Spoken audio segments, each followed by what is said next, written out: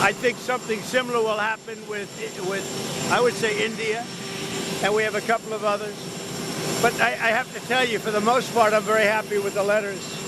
You know, the letters are a deal. You know, I can't explain it any better. The letters are a deal. The press doesn't want to pick that up. But I will veer from those deals on occasion when somebody is willing. Like if Japan would open up their country, they don't do that. They just don't do that. And I don't either, I don't subscribe to it one way or the other. But they won't do that. So we might just stick with the letter. South Korea is inclined to maybe do that, so we'll let you know. But we have letters out. Every time I send out a letter, essentially that's a deal. Mr. President, with the date you gave of August 1st, with the date that you gave of August 1st, why stick with the date if you're saying that you might just want... Payments start on August 1st. The only thing that's really sacred about August 1st is that's when payments start. So they have to start paying billions of dollars to you and people. Are you a citizen of the country? Yes, sir. You'll be very happy because you're going to be getting a lot of money. Just like they found a budget surplus. We have a budget surplus of $25 billion. Everyone said, how did that happen? It hasn't happened in many years. It happened because of good management and tariffs. Do you plan to release more details of the Vietnam-China deals? Is there going to be paperwork released to the public showing that? I don't think it matters how much you release of the deal. We have a Vietnam deal, and I would say that that deal is being pretty well set. It's pretty well set. Again, that's an opening of their country. They've opened it up. Just so you know, these were closed countries. They were wonderful people, wonderful leaders, very strong, smart leaders. But their countries were closed to us, but our country wasn't closed to them. And so I said, you got to open up your country. So we're going to see. But the Vietnam deal, we may open it. I mean, I don't know. I can't tell you. Is it necessary? No. Yeah, I don't think so. On Ukraine, why did you settle on giving Putin another 50 days? It seems like he's had a lot of time to show he wants peace. I think really the question should be asked, why did Biden get us into that ridiculous war? Why did Biden bring us there? That should never, ever have happened, that war. This is Biden's war. I'm just trying to end it because we're saving a lot of lives. Why do you think his opinion will change in 50 days when it hasn't over the last 6 months? Very rapidly. Might not be 50 days. Might be much sooner than 50 days. When do you think the first Patriot missiles, some of these weapons that our allies will buy? They're already being shipped. From what countries? Germany, and then replaced by Germany, and in all cases, the United States gets paid back in full. So what's happening, as you know, is the European Union, if you look, mostly European Union stuff, but let's put it in the form of NATO. It's very similar. But NATO is going to pay us back for everything. In some cases, we're going to be paid back by countries of the European Union directly. See those payments? We're always getting our money back in full. So we're not going to have any more investment to make. We're getting our money back in full. And if we can make a deal, that'd be great. We're saving 5,000 or 6,000 soldiers a week. They're Russian and they're Ukrainian soldiers. They're not American soldiers. And we won't have boots on the ground. But it's a shame. 5,000, last week they say 7,100 soldiers, both Russian and Ukraine, were killed. Iran, have you seen any progress in talks with Iran? We haven't really heard about that in a while. They want to talk. I'm in no rush to talk. They would like to talk. I'm in no rush to talk because we obliterated their site. They'd have to start all over. In fact, it's obliterated to the point that it's not usable anymore. They'd have to pick a different mountain. That mountain is so blown up inside and so unstable that they would have to pick a different mountain. Our people really did the job. Yes, please. That, sir, would you fire Jerome Powell over the Treasury renovation that's drawn so much heat? $2.5 million building this place. I have to say this. I think he's terrible. I think he's a total stiff. But the one thing I didn't see him as a guy that needed a palace to live in. You talk to the guy, it's like talking to a nothing. It's like talking to a chair. No personality, no high intelligence, no nothing. But the one thing I would have never guessed is that he would be spending $2.5 billion to build a little extension onto the fence. Is that a fireable Nobody's fence, sir? ever seen. I think it sort of is, because if you look at his testimony to the House and the Senate, you take a look at the testimony, it's under earth. That whole thing is, he's not talking about the problem. It's a big problem. 2.5 billion, and that's 2.5 billion now. That's going to be a lot more money than 2.5 billion to expand. And with all of that, to house thousands of people to give him information, and yet out of the 71 economists, and they included me and one other person got it right. I got it right, and one other genius got it right. They had everybody else was wrong. 69 were wrong, and 2 were right. I was one of them. And I don't have a lot of people. I have Howard. I have Doug. I have a few people. He has thousands of people, and he got it wrong. No, I think when you spend $2.5 billion on really a renovation, I think it's pretty disgraceful. Mr. President, have you spoken to President Putin since your announcement yesterday? And do you think when you speak to him on the phone, does he say that he wants peace? What does he say to you? He says he wants peace. He does. So far, it's all talk and no action. But, if you think about it, India, Pakistan, we did so many. The Congo, and I mean, look at the deals we've made. We made all these peace deals. Look at Rwanda. It was an impossible deal to make with the Congo. I made that. I made all of these deals, Serbia, Kosovo, and here's the one deal. And actually, Vladimir called me up. He said, I'd love to help you with respect to making a deal with a couple of them, like Iran. I'd love to help you. I say, Vladimir, I only want help with one deal, Russia, because you're the only deal that we're not doing too well on. He oftentimes he said, no, he wants peace. And I think he does. I hope he does. We're going to find out soon. And it could be before the 50 days. Twice yesterday, when you were talking about this, you mentioned conversations you had with the First Lady after talking with President Putin. Has she influenced your thinking on this at all? She's very smart, very neutral. She's very neutral in the sense. She's sort of like me. She'd like to see people stop dying. You know, people said, are you for one side or another? I'm for the side of people stopping dying. We have 5,000, 6,000, and 7,000 people a week at least. And that doesn't include people from the cities and towns that are having rockets lobbed in there. I mean, people are dying in the cities and towns too, but we're talking about 7,100 in the last 8 days died. And I'm for stopping that. On the chair search, sir, is Scott Bessent, your Treasury Secretary, your number one option whenever Jerome Powell leaves, or is he your top option? Well, he's not, because I like the job he's doing. That's why he's not. Both, sir? I like the job. I don't know if he was on the plane. Was he on the plane? Maybe he wasn't. But I do like the job he's done. So, in that sense, probably he's not that much of an option. Scott's been great. He's been terrific. He did a good job today. He's a very soothing force. You know, he's soothing.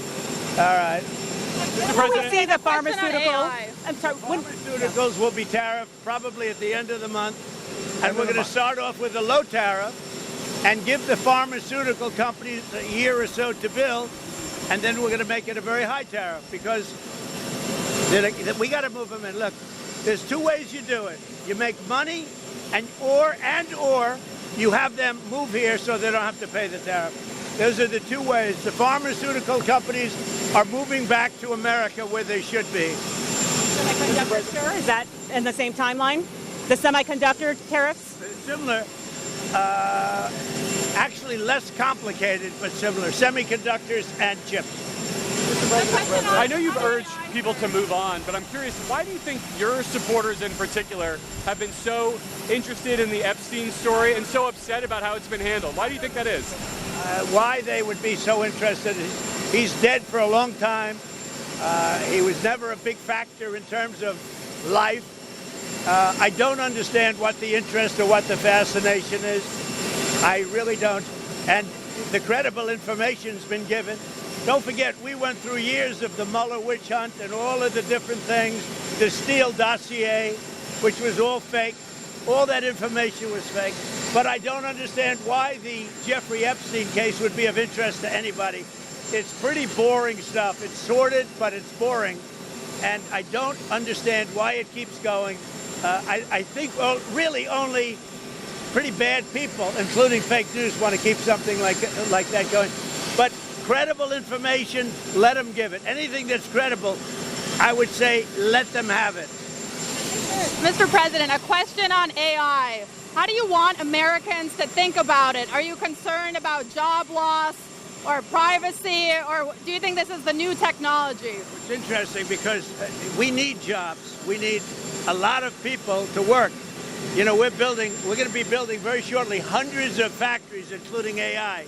We're building a lot of car factories. They're all coming in from other countries now in order to avoid paying the tariffs. And we need people working. So if AI can help us with that, that's a positive. Because we're not going to have enough workers to take care of it if we don't create something. So whether it's robots or whether it's AI, we need somebody to take care of. Do you agree with that? I agree. So many jobs to build. I mean, think about $15 trillion. That's 5 million people working in these factories, building them great high-paying jobs in America that President Trump has brought back. So those jobs, of course, are in the wings. So let's go, let's train America, and let's get it going. What do you say? What would you say about this job? Well, I think with AI, as Howard and the President said, we're going to need more workers in this country because President Trump, as the greatest economic developer that this country's ever had, has brought back this record amount of foreign direct investment and a record amount of U.S. investment going back into job creation. But the mix is going to change. AI will take jobs away like software development because AI can write code, but AI can't wire a building, do plumbing. I mean, if kids go into the trades today, they're all going to be making 150 grand and they'll have amazing lives, build companies, start businesses. I mean, this is part of the boom of America because middle class, working Americans will never have had it as good. They have lower taxes, lower regulations, and more opportunities to go to work to build things. We need people. We really need, because we're building so many factories in the country, and so AI can help with that.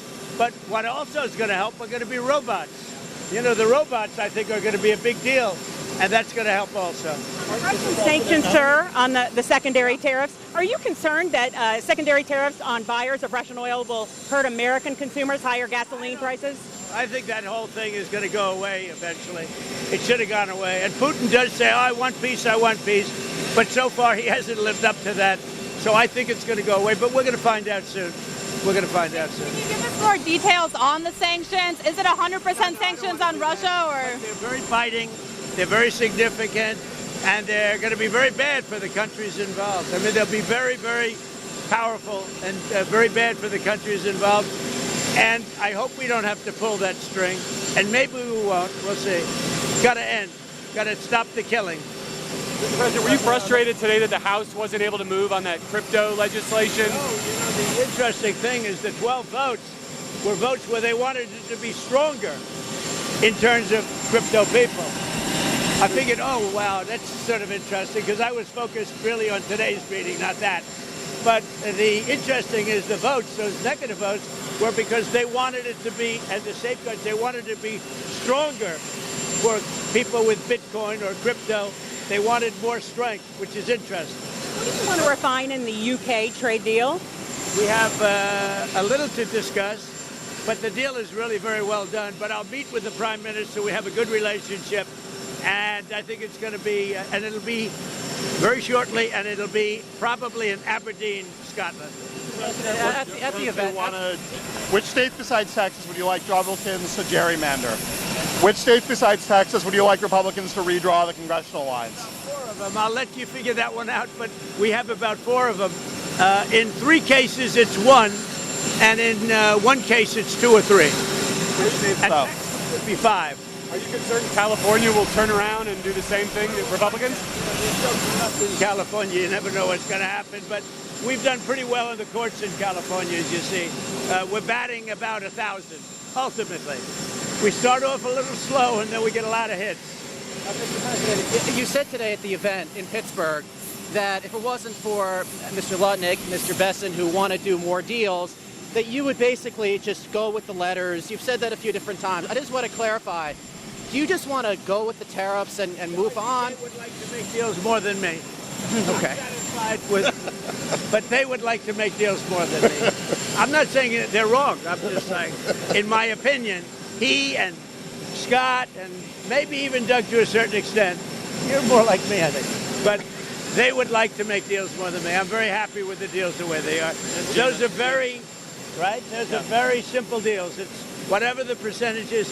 And we base that on a lot of things, including the deficit and, various things. And, I think it's a much faster way. Don't forget, we'll be releasing a letter soon talking about many countries that are much smaller, where you're not going to do letters per se. You might do an individual letter, but it's going to go very quickly.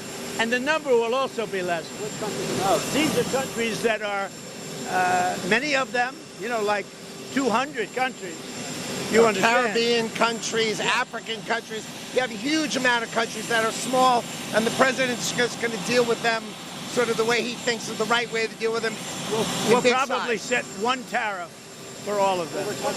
Over 10% tariff on that? Probably a little over 10%, yeah. 15, 20? We don't do a lot of business, but we do, it's still significant. What about Israel, Mr. President? Is that related to your other, like the Gaza negotiations? Is that tied up in other issues?